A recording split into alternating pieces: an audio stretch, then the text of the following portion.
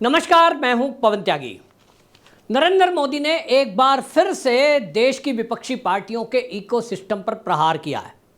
ये दूसरा मौका है जब मोदी जी ने विपक्षी पार्टियों के झूठ को पर्दाफाश करते हुए उनको चेतावनी दी है कि ये जो झूठ फैलाया जा रहा है अब इसको सख्ती से निपटा जाएगा।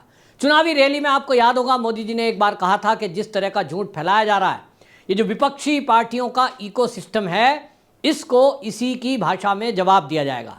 लेकिन अब मुंबई में एक कार्यक्रम में इंफ्रास्ट्रक्चर का उद्घाटन करते समय यानी आधारशिला रखते हुए उन्होंने ये बताया कि जिस तरह से देश का विपक्षी पार्टियां ये जो काम कर रही हैं, ये हमारे देश के जो भी विकास के काम हैं उसमें बाधा डालने का काम करते हैं। इनको जहां ऐसा लगता है कि देश विकास कर रहा है, कोई भी परियोजना हो उसको लटकाने और भटकाने का काम ये जो विपक्षी पार्टियां ये करना चाहती हैं, करती हैं और उस पर झूठ फैलाती हैं। अटल जो सेतु है उसको लेकर भी झूठ फैलाया गया था, उसका जिक्र मोदी जी ने किया।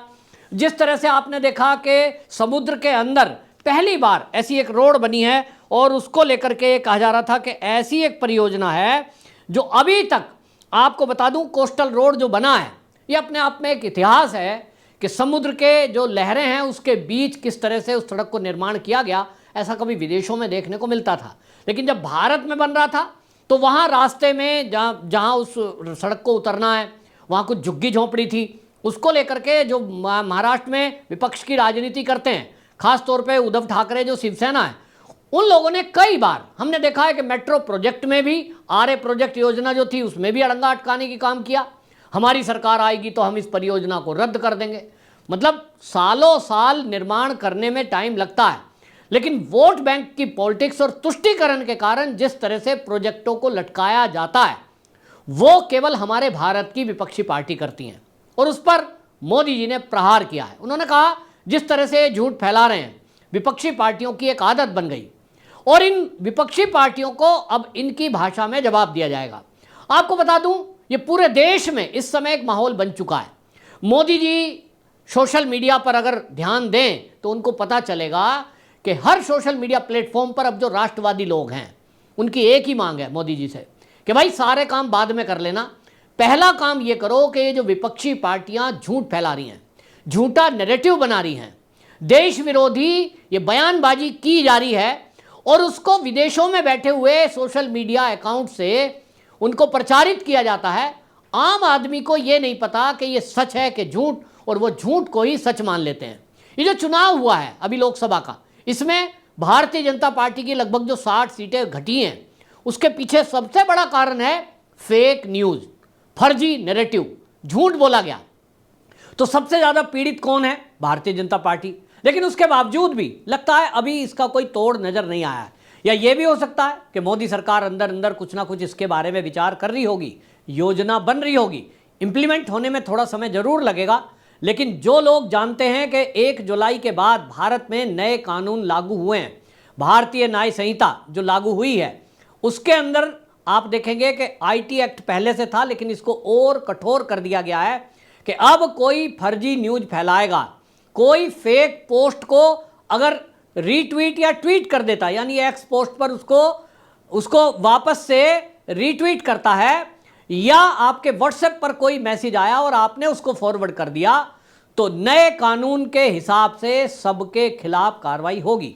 और इसकी चेतावनी भारतीय जनता पार्टी के कई प्लेटफॉर्म से मोदी जी ने दी है। जिन लोगों को लगता है कि अभी तक तो कुछ हुआ नहीं है, ना कुछ होगा, उनके लिए ये चेतावनी है। मोदी जी कभी भी बहुत ज़्यादा बात नहीं करते हैं। नोटबंदी हुई तो तब भी बस थोड़ा सा इशारा उन्होंने किया था। लेकिन ये जो फेक न्यूज़ फैलाने वाले लोग हैं, ये जो विपक्षी पार्टियां हैं, जिस तरह से भारत का हर विकास का जो प्रोजेक्ट होगा ये उसमें अड़ंगा अटकाएंगे। आपने देखा कि कांग्रेस की तो एक आदत बन गई। भारत की सेना ने मांग की कि हमको राफेल जैसे फाइटर प्लेन की आवश्यकता है। भारत की सरकार ने सौदा किया और ये सौदा कांग्रेस की कार्यकाल जो था, कांग्रेस की जब केंद्र में सरकार थी तब से पेंडिंग था। मोदी सरकार अपने मन से नहीं लग रही थी। उस पेंडिंग जो सौदा था उसको पूरा करने के लिए मोदी सरकार ने उसमें कुछ मॉडिफिकेशन किए, क्योंकि आज की टेक्नोलॉजी के हिसाब से टेक्नोलॉजी ट्रांसफ़र, दूसरा उसमें अत्याधुनिक मिसाइल वगैरह लगाने की बात हुई। लेकिन किस तरह से कांग्रेस ने संसद से लेकर सड़क पर झूठ फैलाया और उन्होंने कहा कि राफेल के सौदे में घोटाला हो रहा है। मोदी जी उसमें पैसे खा रहे हैं, जबकि एक रत्ती भर का कोई घोटाला नहीं था। एक सरकार भारत की, दूसरी सरकार फ्रांस की, और दो सरकारों के बीच में समझौता हो रहा था, लेकिन झूठ फैलाया गया। तो बहुतों को होता है, लगता है यार शायद सच्ची होगा। राहुल गांधी कह रहा है, संसद में कह रहा है, क्या पता सच्ची होगा। एक झूठ को 100 बार बोला जाए तो कहते हैं ना वो सच लगने लगता है। इस पॉलिसी पे चलते हुए ये विपक्षी पार्टियां झूठ फैलाती हैं। इसी तरह चीन की सेना भारत में घुस गई, ये एक बहुत बड़ा झूठ और सेना का अपमान है। उन सैनिकों का अपमान है जो हमारी रक्षा के लिए, बॉर्डर की रक्षा के लिए -40 डिग्री टेम्परेचर में अपने शरीर को गला रहे हैं, उनका अपमान है। आपने एक शब्द बोल दिया और उसको फिर इकोसिस्टम देखिए, उसी शब्द को आम आदमी पार्टी के नेता बोलते हैं, उसी शब्द को टीएमसी की ममता बनर्जी बोलती है, उसी शब्द को अखिलेश यादव बोलते हैं, उसी शब्द पर उद्धव ठाकरे की पार्टी बोलती है। यानी एक इकोसिस्टम है कि एक नेता कोई शब्द बोलेगा और वो शायद सबको टूल किट के जरिए पहुंचा दिया जाता होगा, मुझे नहीं पता उसमें सच क्या है, लेकिन ऐसा देखने में आया है कि कई बार तो वर्ड टू वर्ड एक ही जैसी बातें रहती हैं। तब ये नेताओं ने तय कर लिया कि एक झूठ को पकड़ेंगे, सारी पार्टियां उसको दोहराएंगे, फिर उसको टीवी पे डिबेट चलेगी, फिर उसे समाचार पत्रों में चलाया जाएगा, फिर उसकी संसद में बहस होगी, और जब नतीजा निकलने का टाइम आएगा, कोई सुप्रीम कोर्ट चला गया, वहां भी जांच हो गई, कमेटी बन गई, इन सब कामों में आप देखते हैं कम से कम 2-3 साल निकल जाते हैं। तब तक वो झूठ अपना काम कर चुका होता है, देश का नुकसान कर चुका होता है। और इसीलिए मोदी जी ने इस पर प्रहार किया है। तो इसका मतलब पक्का समझ लीजिए कि ये जो विपक्षी पार्टियां झूठ फैला रही हैं, जो इनका फेक न्यूज वाला नैरेटिव है, ये जो इकोसिस्टम है, अब इस पर कुछ कड़ी कार्रवाई केंद्र सरकार करने जा रही है, इशारा हो रहा है। आपको बता दूं कि अभी आप सोचिए, उन्होंने कहा विकास कैसे होता है। देखिए 10 साल पहले, 2014 के पहले, वो कहते हैं कि मुंबई में 8 किलोमीटर मेट्रो चलती थी, अभी 10 साल में 10 गुना बढ़कर वो 80 किलोमीटर हो गई। रोजगार का मुद्दा, बेरोजगारी को लेकर के विपक्षी पार्टियों ने पूरा लोकसभा के चुनाव में, कांग्रेस हो चाहे आम आदमी पार्टी हो, चाहे समाजवादी हो, टीएमसी हो, सब ने इसको एक मुद्दा बनाया और मोदी सरकार को घेरा। अब मोदी जी उस समय भी बोलते थे, लेकिन झूठ इतनी तेजी से, और जब 28 दल मिलकर के बोल रहे हैं तो कहीं ना कहीं भारतीय जनता पार्टी के जो इस तरह के नैरेटिव को काउंटर करने वाले लोग थे, शायद कहीं पीछे रह गए, वो चीज़ इतनी नहीं हो पाई। लेकिन आज मोदी जी ने बोला है, उन्होंने कहा कि देखिए जो मोदी सरकार का कार्यकाल है उसमें लगभग 8 करोड़ नए रोजगार पैदा हुए हैं। और ये सरकार का आंकड़ा नहीं है, मतलब केवल मोदी कह रहे हैं, भारतीय जनता पार्टी का कोई लीडर कह रहा है, इतना भर नहीं है कि साहब झूठ बोल दिया होगा। ये आपको बताऊं, आरबीआई और ये केएलएमएस जो होता है उसका डेटाबेस है।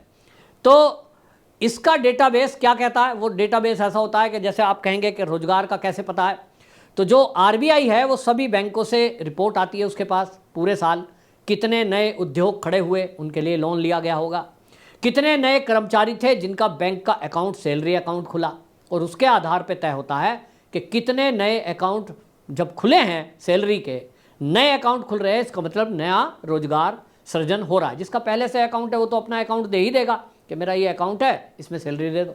तो ये जो रोजगार के लिए पता लगाने का आरबीआई का जो डेटाबेस है वो बताता है कि वित्तीय वर्ष 2023 में जो रोजगार का दर है वो 3% था और इस समय वो 6% हो गया है 24 में।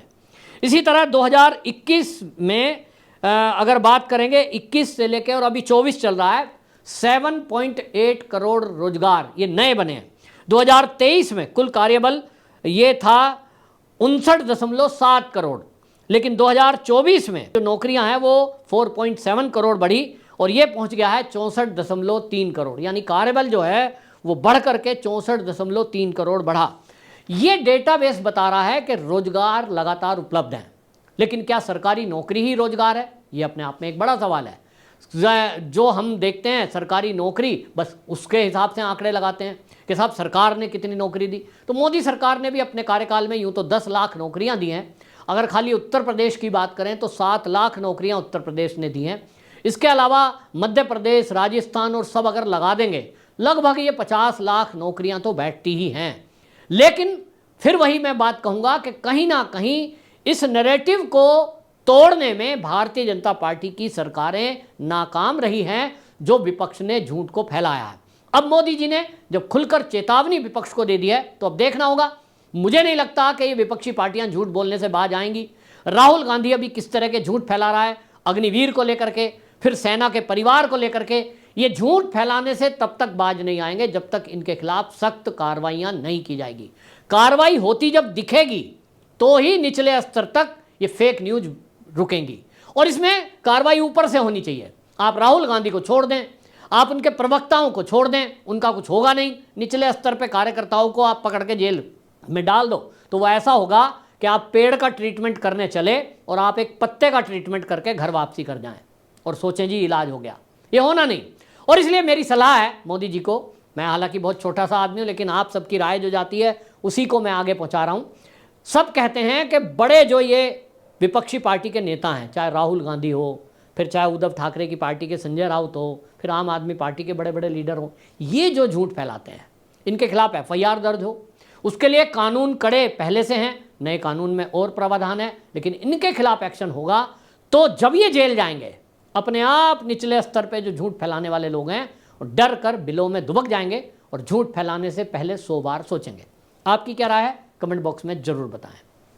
वंदे मातरम।